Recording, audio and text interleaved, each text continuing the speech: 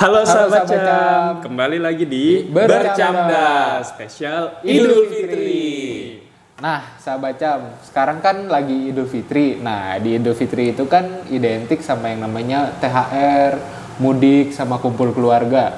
Nah, di episode kali ini kita ingin berbincang-bincang tentang tiga hal itu. Gitu. Nah, gimana Mas Afan? Oke, langsung kita buka aja ya. Yoi. Menurut baca bismillah dulu. Oh iya. Bismillahirrahmanirrahim. Oke. Baca doa dulu. Doa makan. Silakan. Nah, kalau menurut Mas Jason nih, kalau THR kita gunakan buat investasi, itu nanti bakal jadi awal dari keberkahan nggak Mas? Nah, jadi kalau keberkahan itu tergantung daripada pemanfaatan kamu juga, gimana ya. Lebih enak ngomongnya lu kali ya. Iya. Lebih maksud gua kayak tergantung kalau manfaatin buat apa, Wan. Jadi kalau lu memang sudah menjatah semuanya dan lu sudah ngeplan, itu lebih baik. Menurut gua planning dalam pengelolaan keuangan itu diperlukan terutama juga buat THR. Oh iya. Jadi lu bakal tahu berapa yang lu bakal spend, ya kan? Karena kalau di kita di Muslim kita ya kan suka ngasih bocil-bocil atau mungkin keluarga-keluarga kan gitu. Lu harus bisa manage dengan benar. Takutnya lu main taro ngasih berapa ternyata kan malah boncos juga. Jadi ada yang lu taruh porsi di situ dan ada juga yang lu alokasiin buat investasi. Nah jadi kalau udah kayak gitu kan hidup lu jadi berkah. Berkah kan jatuhnya apa ya? Lu bisa menikmati seperti biasa hidup lu, tapi lu bisa berbagi juga dan masa depan lu juga terjaga. Menurut gue sih gitu. Gimana Lex menurut lo? Nah tapi THR gue udah jadi tagihan habis Ramadan. Soalnya THR gue kan dapetnya sekian nih. Terus gue malah nombok pakai kartu kredit dulu. Nah, jadi ini contoh yang agak aneh ya gitu. Karena setahu kita ya, Alex itu orangnya frugal living. Tapi ternyata dia itu boncos di kartu kredit. Iya, kartu kredit dan hari raya. Nah, ini ya pas lebaran aja. Ya maksud gue sih, ya kalau dari pendapat gue ya lu coba kontrol lah. Lu mau pakai kartu kredit lu nggak masalah, cuman ya lu manage lah berapa pengeluaran lu juga jangan kayak wah ini gue self reward nih, ini kan gini nih Alex tuh ya, dia tahan pas udah pengen dia self reward, nah ini juga bahaya. Ini biasanya mungkin apa lu nggak ngeplan sebelumnya gitu, kalau THR lu dapet apaan? Iya ya kemarin karena dapet THR jadinya lumayan boros ya gue ya. Tetep ya cash flow ya, seperti yang gue bilang. Jadi lu harus maintain. Jadi setiap dari apapun yang masuk di duit di teman-teman semua atau di kita nih gitu ya, rencanain itu buat apa gitu. Terlepas dari lu mau banyak pergunain buat misalkan liburan, nggak salah gitu. Yang penting lo tahu mau keluarnya berapa dan digunain buat apa. Kan kalau kayak begitu kan jadi terukur, nggak yang tiba-tiba oh iya kok gue pengeluaran 2 kali lipat ya dibandingkan ini. Itu ya jadi termanage. Ntar gue gitu menghemat ya. Oke. Frugal living lagi nih. Iya, frugal living lagi. Cukup. Jangan makan proma lagi. Frugal living bukan berarti pelit. Oke. Gimana Wan? Ada pertanyaan atau Alex? Jadi gini Mas, menurut lu itu lebih mending THR kita gunakan buat investasi atau THR kita gunakan untuk mudik? Nah kalau gue ya seperti tadi gue bilang, bahwa memang dua-duanya ya penting. Tapi kalau mudik kan nggak setiap orang mudik gitu kan. Gue nggak tahu kalau misalkan kalian mudik atau enggak. Kalau gue pribadi ya karena gue untuk tahun ini kan gue mudik sama istri nih gitu untuk ke balik ke Manado gitu kan. Nah kan nggak setiap orang, misalkan lu kampungnya di Tangerang atau mungkin di Betawi, di kampung-kampung Jakarta misalkan, ya kan lu nggak perlu harus mudik gitu. Budget itu lu bisa alokasin buat hal lain gitu, buat liburan atau mungkin buat investasi, terserah gitu sih buat gua. Nih Alex nih gimana nih, lu mudik nih jangan-jangan? Nah enggak, kan gua non muslim ya, jadi kebetulan kalau lebaran nih gua nggak mudik. Jadi cuman jalan-jalan aja biasanya. Nah, tapi kebanyakan di rumah juga. Di rumah juga jalan-jalan kan rumah lebih sepi ya, komplek lebih sepi. Terus juga, tapi ya kurangnya itu orang yang dagang dikit kan. Jadi harus beli di supermarket. Pada mudik. Cuman ya kalau di luar itu gue jalan-jalan sih. Paling ke yang deket-deket rumah aja lah gitu. Oh, jadi masih ada jalan-jalan lah ya. Masih nikmatin. Berarti sebenarnya Lebaran itu tidak hanya dirasakan oleh kita yang Muslim ya. Yang non Muslim pun juga ngerasain kayak dia liburan. Vibes-nya kerasa banget. Sama keluarga. Iya, BTW kan lu juga tahu yang soal apa tuh ada war takjil kan. Oh iya. Nah, kalau Lebaran ini lu ikut war kayak semacam daging gitu juga nggak sih? Oh, emang ada ya? Biasanya gimana? Biasanya kalau kita sebagai Muslim tuh ada tradisi yang namanya Lebaran bikin ketupat sayur, pakai semur daging. Jadi kalau lo nyari daging itu susah di saat Lebaran, berarti kami yang Kami semua yang borong gitu.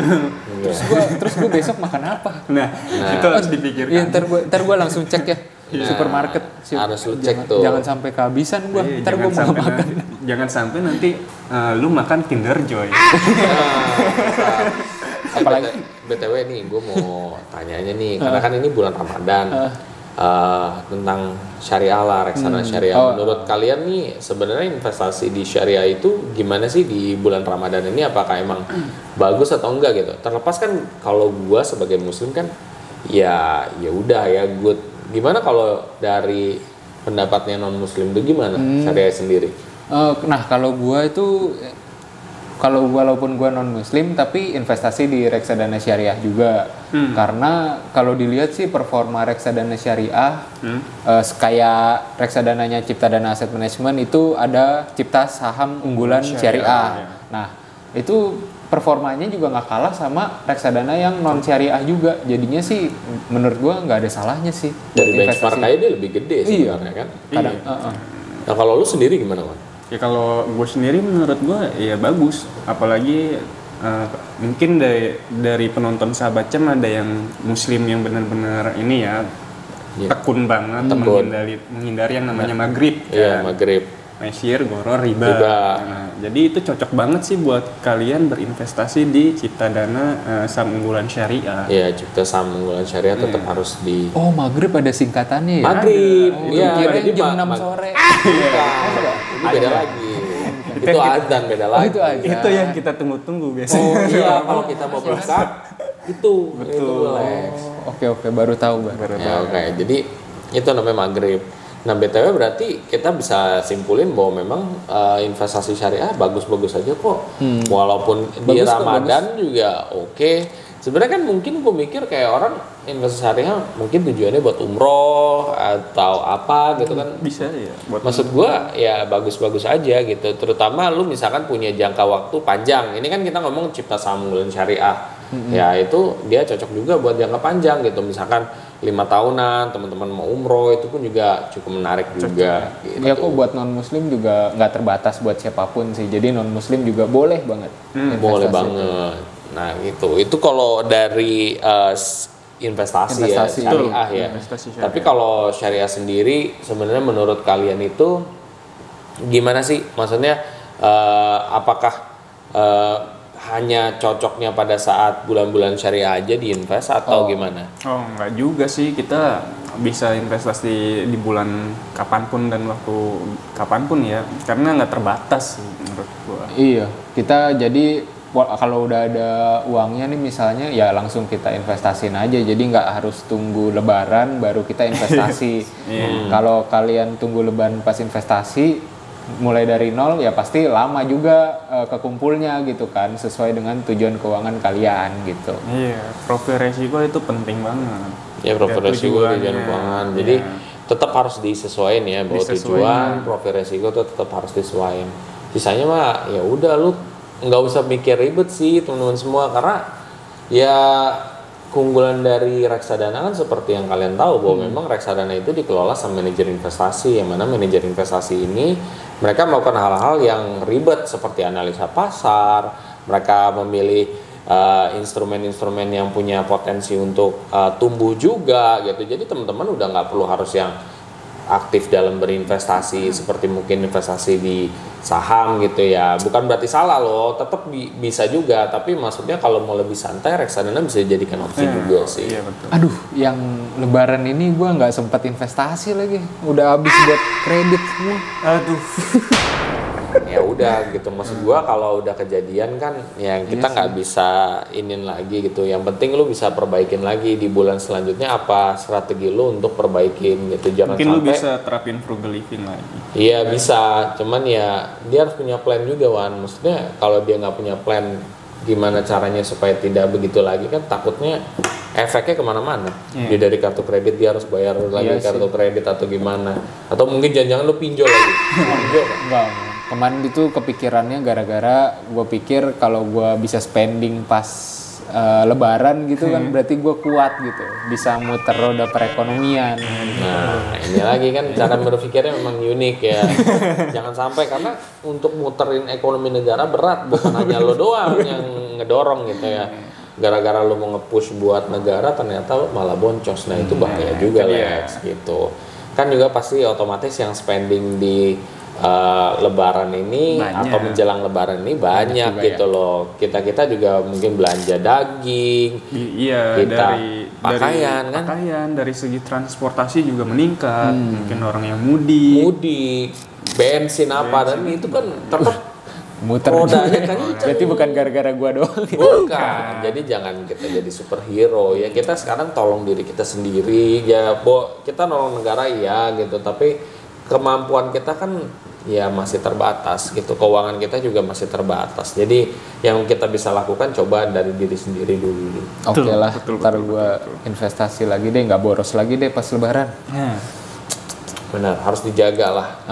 BTW apa namanya, lu ada ini nggak sih kayak semacam pesan-pesan nih buat teman-teman yang mungkin mau berinvestasi gitu di bulan Ramadan gitu ya?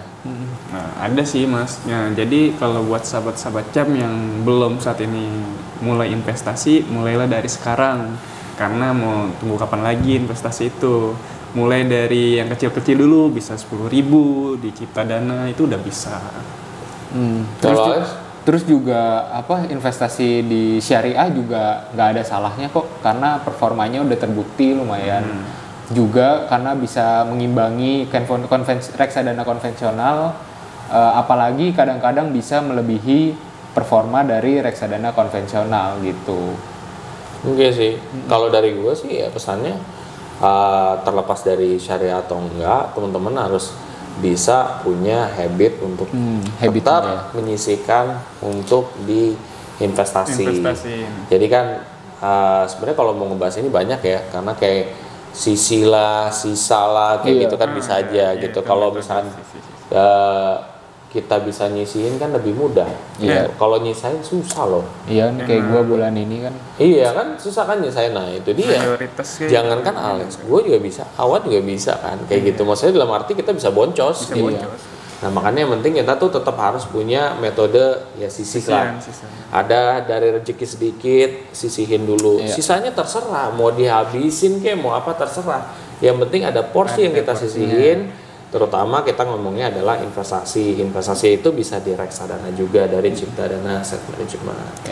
Nah mungkin sebagai penutup kita nih ada pantun-pantun cantik nih buat sahabat Cam semua. Gimana Wan, buka? Oke, pantun ini kita mulai dari ikan sepat, ikan patin.